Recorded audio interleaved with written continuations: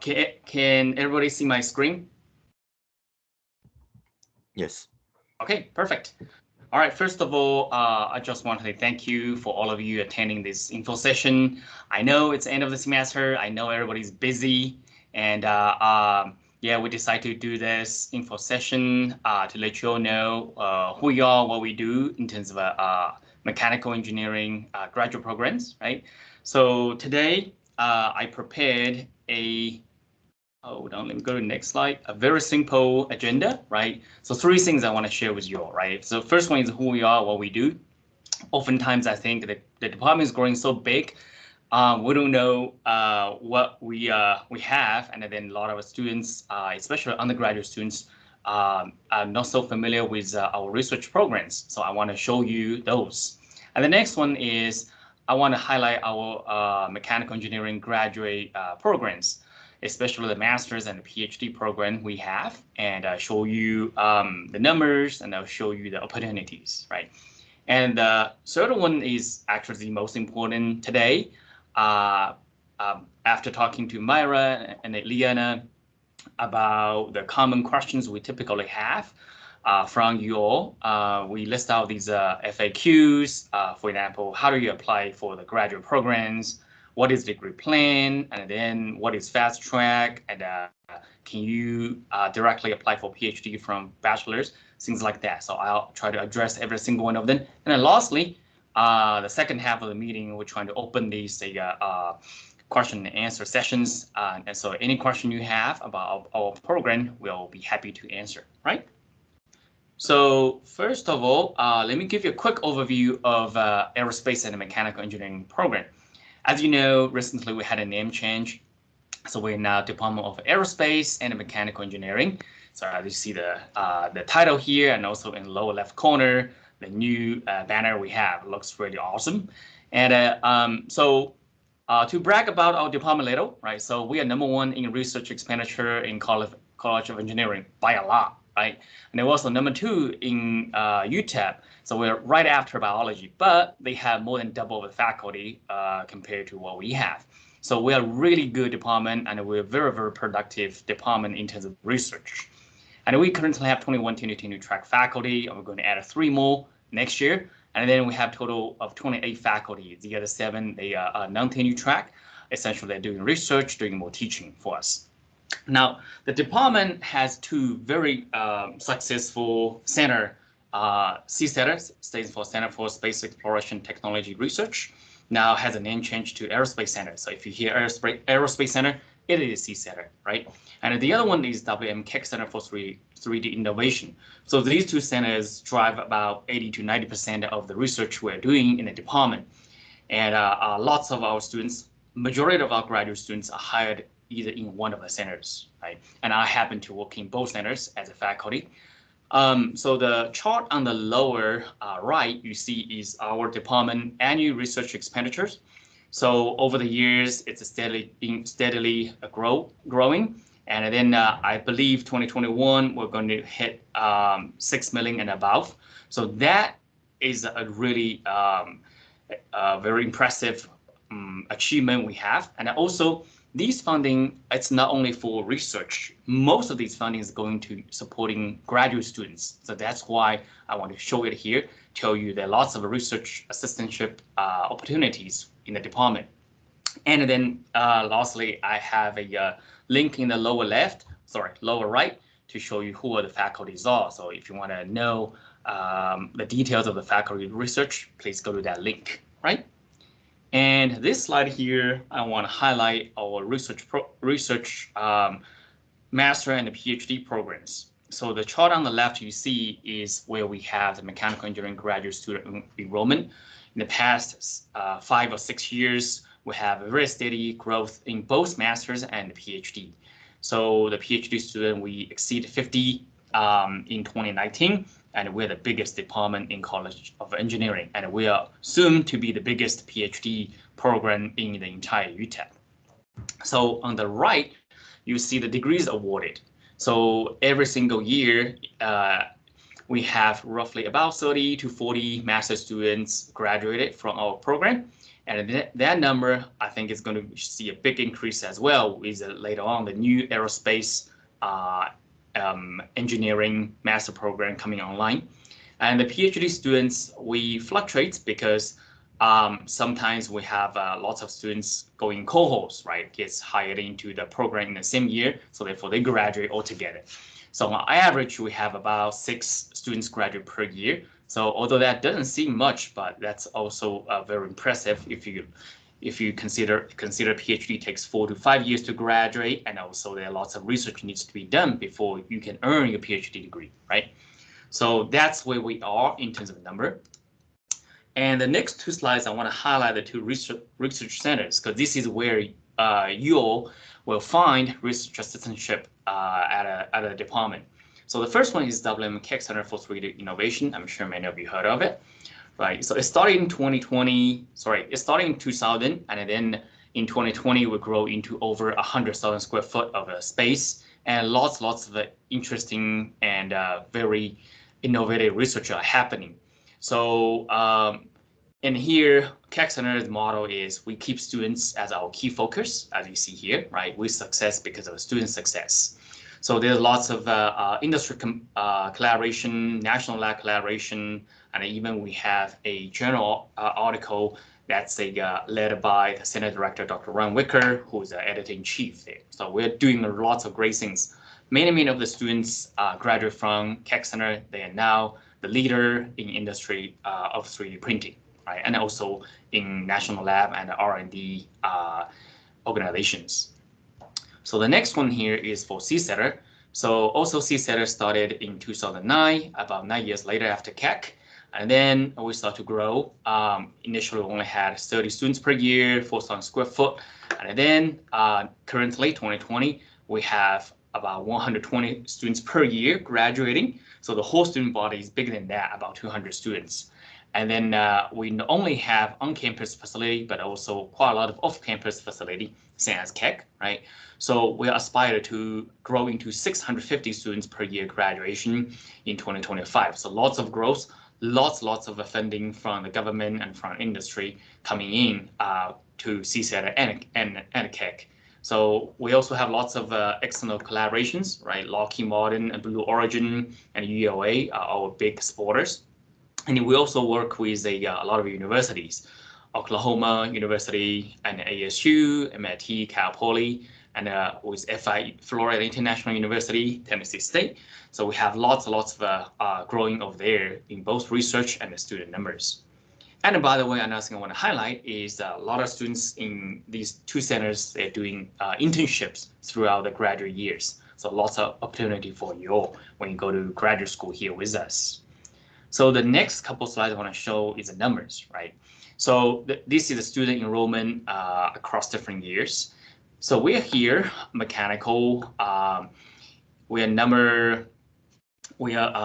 number 4 in terms of a master's student. So the reason is because industry and civil, they have these professional master's program, right? So that's why they have lots of students who's working full-time and they're taking the master's degree. But for us, most of our students are from UO, right? From undergraduate students or who's full-time students. So that's where we at. And what's most impressive is our PhD students, right? This is what we are very proud of. We have 57 PhD students for 2020. And actually this year we hit 65, I believe. And next year, highly likely, we're going to hit over 70 PhD students. That put us to be the biggest PhD program in entire UTEP. So as you see, a lot of PhD programs are shrinking, but we're increasing, right? We're growing. The reason is because we're doing lots of great research, as I showed you, right? Most of our PhD students, they are supported by research assistantship, about 70%, and every single PhD student is supported either by RA or by fellowship or by at a minimum teaching assistant. So if you go to PhD program, we'll guarantee you have funding to support your study and you can get your degree, right?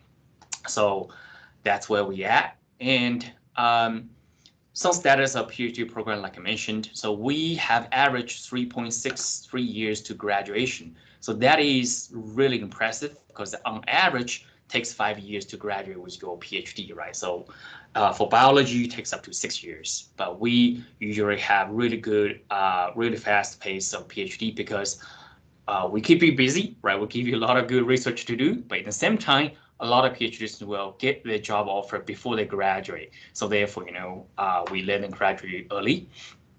And we have about 70.2% of the PhD students are supported by external funding. In other words, supported as research assistantship, right? So that's also the best in College of Engineering, and also probably at UTEP as well. And then the next one, I want to move into the question, I guess, you all are most interested in, right? I already showed you how impressive our program is, right? And I already showed you all these great numbers. But next is, let's see how we can get things done, right, for you all.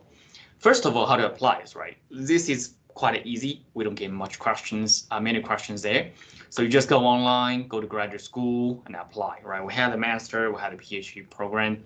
And if you just click on the semester, it'll take you to the application process. Very simple and straightforward.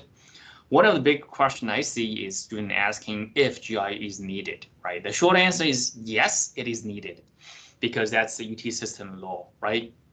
But here's a but, right? So you can just go ahead, take the GRE, right? So most of the students will do good in GRE, so it's not going to take much of your time, right? And then it is of consideration, but definitely it's not our top consideration, right? So please go take the GRE, that's required, right? The good news is I want to share with you all is graduate school is working on waiving the GRE for all the UTEP undergraduate students, right? They're working on it. Last week we had a meeting. They say potentially for 2022, right? So we'll see how things go because this is required by UT system, not by us, right? So that's the information right there. So the next one here, we always get a lot of questions about the degree plan for masters, especially for master's program, either non-thesis or thesis, right? So I have these two links over here, so you feel free to click the link. Take you to those two Waiver page, and then it has all the questions and answers. I should say it has all the answers you're looking for in terms of degree plan, right? Now, I want to guide your attention to the right when you see the master program here. So there's one required course for both thesis and non-thesis, which is MEC 5301, Mathematical Analysis for engineers, right? For engineering. So that course is offered every single semester, so it should be pretty easy, right? Now, in terms of thesis or non-thesis, I want to guide your attention back here to the left. So the short answer is we have two programs. We have a professional master program and a non-thesis program for those of you who are interested in doing masters but don't want to do research, do your thesis, right? So when you come in, you need to take 18 credits of major electives, which is listed out here, right? There are lots of special topics, and then if you take different special topics, yes, they'll count it twice or 3 times because they're different course, right?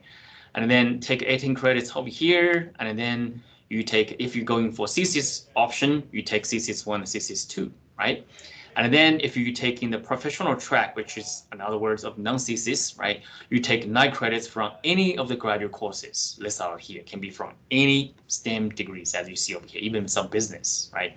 Now, if you want to take other courses, just let me know, right? We can make exceptions. In other words, these 9 credits are pretty much you take any graduate level courses you want across the campus, right? And you also can take other electives, right? So, and pretty much we made it wide and make it very easy for you, right? So take any 6 credits of any of these major courses, mechanical included, right? So therefore, take all these courses, and then you can either graduate with a thesis for 30 credits or non-thesis for 33 credits, right? So in this old website, we have a description of non-thesis requires 36 credits, as you see over here, right? So it is still available. Like I mentioned, we have 2 non-thesis programs. One of them is professional, the other one is traditional non-thesis. But from what the feedback I got from students is they're the same thing. So I would encourage you just take the professional master's, 33 credits, 3 credits more, and then you get your master's degree. You don't have to do research, okay? So that is how things go in terms of a degree plan for masters. And then next one here, I have all these FAQs. So There's lots of FAQs. I didn't prepare slides for every single one, but I have link for each of these FAQs because all the questions you guys ask, we have it all online, right? So let's go there. Let me see if it works. Okay, so, well, as you see, you have lots of tabs, right? So the PhD program is over here. So, and later we can share the slides with you all, so you don't have to ask me where to find those, right? So the PhD program, we have either incoming students with bachelor degree or equivalent, or we have requirement for incoming students with a master's degree or equivalent. So that answers another question you guys always have, right?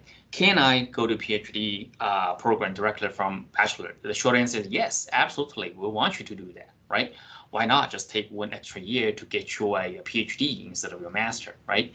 So that if you come in with your bachelor degree, then you need 84 credits. This is a degree plan. I won't go to the details of it, but it's very simple and I laid out for you over there what you need and how you can get things done, right? So when you come in with a master degree, you only need 60 credits, right? We can transfer the 24 credits of your master's coursework into the program for you, right? So therefore you can graduate a little earlier. And then one of the biggest questions I always see during the advising is some students say, hey, I took this course, but it's not in the free electives. Or I took this course in another university. It's not in this free elective course. What I do? The short answer is we can always help you to work with graduate school to move these courses into your free elective or major elective, right? So we can be flexible. The only thing I ask you all to do is make an Excel spreadsheet. Tell me what's a course you have and tell me what's a course you want and move to our program, right? Make it simple and clear. And email me. I'll email graduate school for requesting of a modification, and they'll usually do that, right? Because I cannot do that for you, right? Because the graduate school controls the admission, controls the graduation. They're the one will do that for us, right? And that's that. Very simple and straightforward. Now let me find my mouse and go back there. So the next one here we always have is fast track, right? Over here. So fast track, again, it's all online. And then that takes you to graduate school forms. So fast track application, if you click on it, it has all the requirement and what you need to do. You need my signature, you need Dr. Abed's signature, and you need to pick the courses, right? It also tells you what course to take. Typically, I would encourage you to take the math course or take another common major elective course, right? That's all there. So what do you can use these two courses for? You can use these two courses to replace your, I guess, the technical electives, right? The MEC 4395. I believe that's the course you can replace. So therefore, you can double dip in both graduate and undergraduate courses. So if you want, feel free to ask me or Dr. Abed for more informations. And then the next one I want to tell you is very, very important. Many of you don't know. There's another thing called reservation for graduate credits. Right? Let's see if I can click on it and take us to that form there. So as undergraduate students, later on, when you are ready to take graduate courses, you can totally do that, right? You can take graduate courses while you are being an undergraduate. So I have many students in my group doing that. So you can take up to 15 credits hours and the 9 credits for summer towards your graduate studies. So that being said, in your last semester or last year of undergraduate, right, you can take these graduate courses. So read the details. I won't go into details because sometimes they always change the rules, right? But what you can do is if you don't want to get into fast track because of this and that, you just want to take some graduate courses while you're undergraduate, you can totally do that, right? So I think this is a really good thing to do. Just give you an example. One of my students, she took 5 graduate courses while she's undergraduate. So she's graduating with her master degree in 1 semester, right? 1 semester gets you master degrees. That's a really good deal, right? Because as we know, later on, when you have your master's degree, that opens up a lot of a career opportunity for you, right? So therefore, this is a good platform for you if you want to graduate a little early for the master's program, right? So definitely take advantage of that. So it's called a reservation for graduate credits, okay? And since we're on this link, I'll have a couple more things I want to share with you, right? So sometimes people ask me, how do I graduate? Which form do I sign? Do I need to get, right? So this is right here. In graduation, you see for your master's, you have application for graduate degree. That's something you need to initiate. It's all online, right? So once you click there, they're going to send us email. We just click a couple buttons, get you going, right? And the other thing is called a CC's proposal. We don't do CC's proposal. Don't ever send us this form, right? We only do CC signature. We only do completion and defense form, which I don't know why I can't find my cursor, but it's in the center column masters 1, 2, 3, 4, 5, number 5, right? Completion / defense form. So do that. Okay, this is how you graduate. And then either non-CC's or CC's. So CC's is a defense form, and then non-CC's is a completion form. That's exactly the same form you need to do, okay? And this is for masters, what you need to do when you're about to graduate. And lastly, if you want to do CC's, then make sure you give us the last one here, which you can see I'm highlighting, right? It's a paper form CC signature paper template. So that's a signature you need to get from your committee members, right? So simple, straightforward, right? CC's, 3 things you need to do: application for graduate degree, completion defense form, and a CC signature page. If non-CC's, just do the application for graduate degree and a completion / defense form. That's it, okay? And for PhD student, same thing, right? Very similar. Go to the next column. You have the application for degree, and then you have later on when you do the candidacy, you can do the application for candidacy and things like that. Very similar, right? Just follow the requirement, and then definitely check with graduate school, right? Because sometimes they change the rules, but usually we use this website as our guidance. Okay.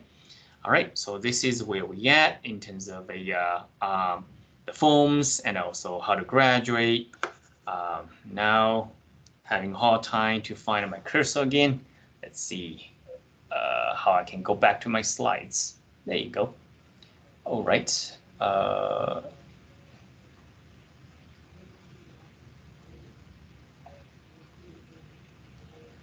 Let me see here where I'm trying to go back to the slides. Right, there you go.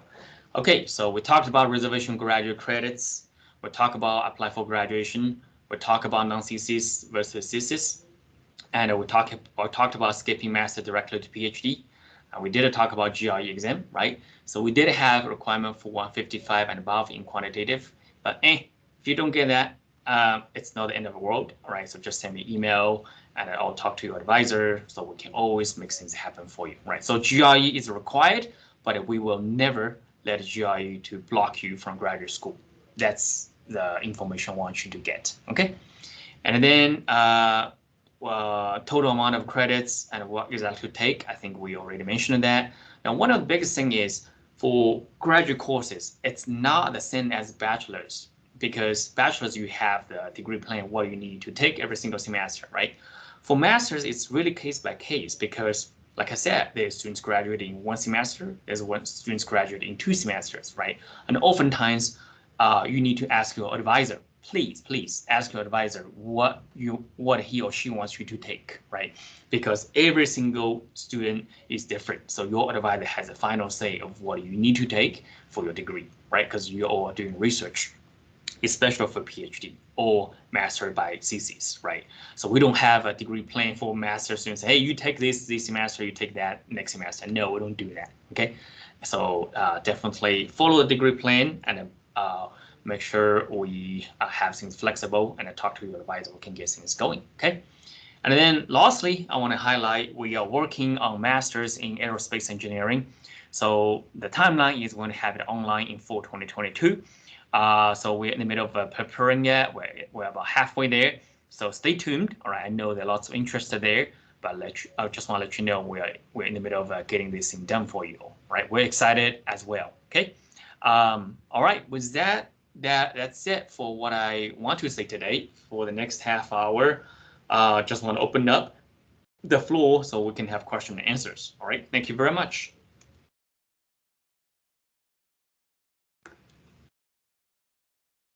Okay, Myra, do you want to guide the question and answer? Because if you have questions, either type them in the chat or raise your hand so that we can call on you to unmute your mic. I know we had one question earlier, Dr. Lin. They asked, do they have to wait until they get their GRE scores to apply, or can they submit their GRE scores at a later date?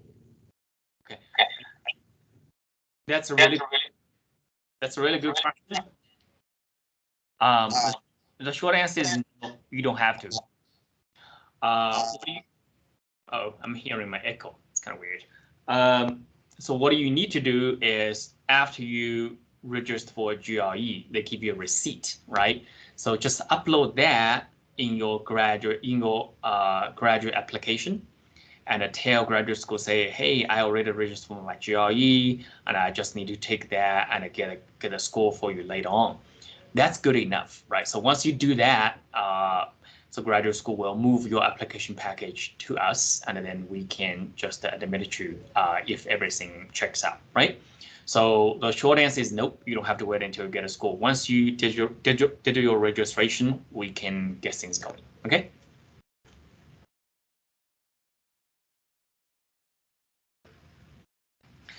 Any other question or comments?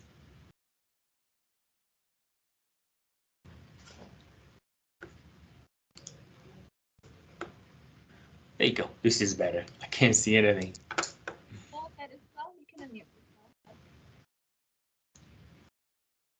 I see Isabel Brooks. You have a question? Feel free.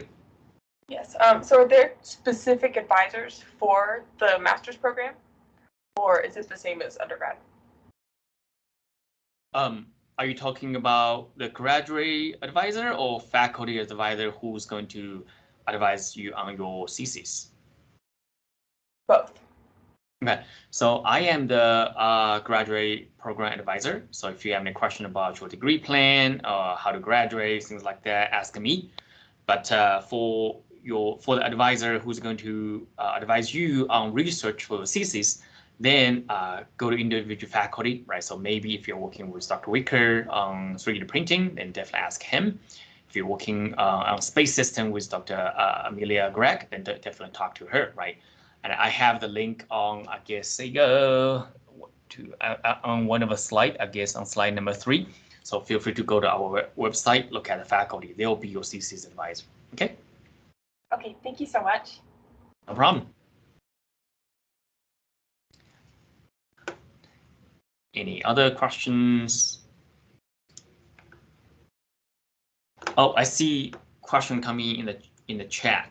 So Juan Vega asking, what is the deadline for applying for the PhD in mechanical engineering for the fall 2022 term? So that please go to the website I list out here, right? So let's see, in the how to apply slide. Let's see, I can quickly tell you by clicking there because oh, someone had the phone.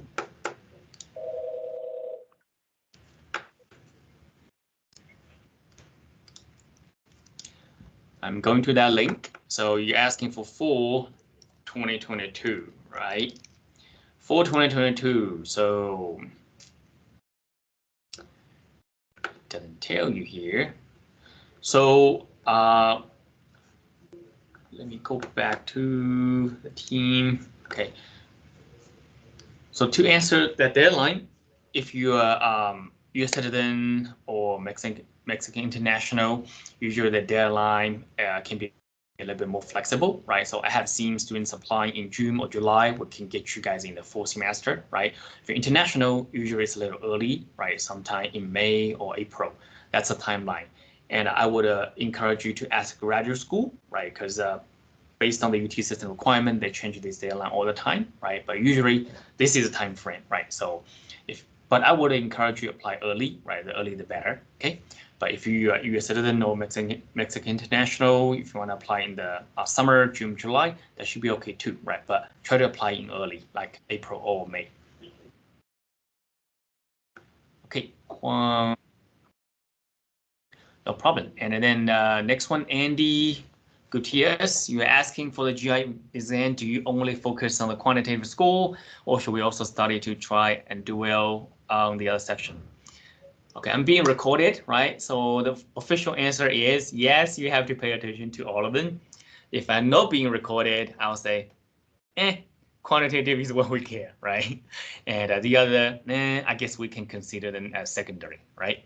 So, and also, like I said, so Andy, if your score really falls below 155, that's not end of the world, right? And then let me know and let your future potential advisor know, right? So we can definitely help you, right? Again, the whole point is we don't want GRE to be the roadblock for you to go to graduate school, right? So GRE is required, but secondary consideration, okay? And so Raul plus Seals, you're asking if we want to apply for the fall 2022 term, is it worth waiting some time to see if the GRE requirement will be waived? The short answer is no, don't wait for that, right? So, because graduate school will is working on that, but we don't know how long that's going to take because UT system, right? So they have to consider the entire state of Texas. So don't wait for it. And GRE, I just pay for it, get a score, and it should work. Okay. So Jesus Cruz is saying, as an undergraduate, do we need to wait until final grades have posted to finalize our PhD application? I think the short answer is no. You don't have to, right? We can get the admission process based on your past GPAs, right? And also your recommendation letters. Don't wait until your final grade is posted, right? So should not be an issue. If you have an issue, let me know. And also this is to every single one of you, right? So the best way to reach me is through MS Team. Some of you email me, but I'm sorry, there's so many emails, right? So I'm very, very slow in email response. If I reply every single one email, that's my entire day, right? I can't. But I'm very fast in MS Team response, or feel free to ask Eliana Solis, who's a peer program advisor, right? And also ask at department, Myra, Maria, they're all very helpful, right? So ask us, I'm MS Team, or stop by, right? Knock on my door, okay? So let's see here. Eric Laura is asking, since I'm graduating spring 2022, is fast track still an option or is it too late? So the short answer is it might be too late, right? So I would encourage you just to do the reservation graduate credits. And also if you already take your, I guess, technical electives for your undergraduate, there's nothing really you can do for double dip, right? So just go ahead and do the reservation for graduate credits and might be better. So also I joined a bit late, but what is a reasonable time frame it takes to complete a master program if you are already involved in research? So if you're already involved in research with other faculty, talk to the faculty mentor you are working with, all right? That's better. So from my end, if you hit 30 credits and get your defense done, hey, you're graduating, right? Or if you're doing non-thesis, you hit 33 credits, hey, you can graduate. So it doesn't matter to me, right?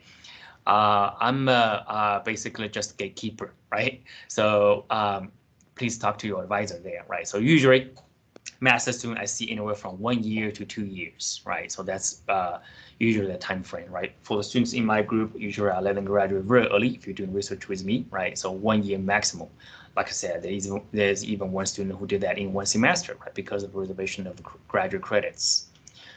Juan said thank you, you're welcome. And Julio Aguila is asking, if I'm graduating this semester, can I enroll next semester or I must wait until fall 2022? No, Julio, yes, of course you can go to spring 2022, right? So if you apply now, hopefully soon, right? Yeah, just do your GRE registration and use that in your graduation application for graduate school, and we can get you in. Yes, and hopefully you're a student or mixing international students, right? So it's easier. No problem. So spring 2022, I think we can do that. And don't quote me, but graduate school always say this. They say for our undergraduate students, we can always help, right? So if you even they apply 2 weeks before semester starts, we can also make it happen. But that requires probably some special process. But I highly encourage you not wait, all right? Because if you register late, a lot of courses are already full. You can't take it, right? That puts you in a bad situation in terms of taking classes, right? So yes, we can help, okay? So Jesus Cruz is asking, as undergraduate, do we need to wait until final grades have posted? Oh no, I think I already answered this question. So short answer is no, you don't have to, right? Just go ahead and apply. And then Alan Garcia is asking if I'm a master's student and I would like to continue with a PhD, do I need to apply on the website? Really good question. The short answer is, as far as I know, you don't have to, right? So just email graduate school admission and copy me, right? Say, hey, I really like research. I'm doing my master's, but I want to switch to PhD. What should I do?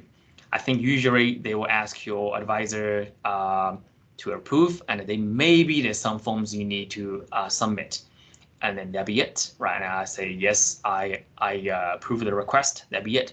So you do not have to apply again. As far as I know, there's a couple of students did this, right? Just a couple emails, a simple form, that's it. Okay. So Alan, hopefully that answers your question. Okay, I think that's all the question I see in the chat. Any other question or any hands? I don't see that. Any other questions?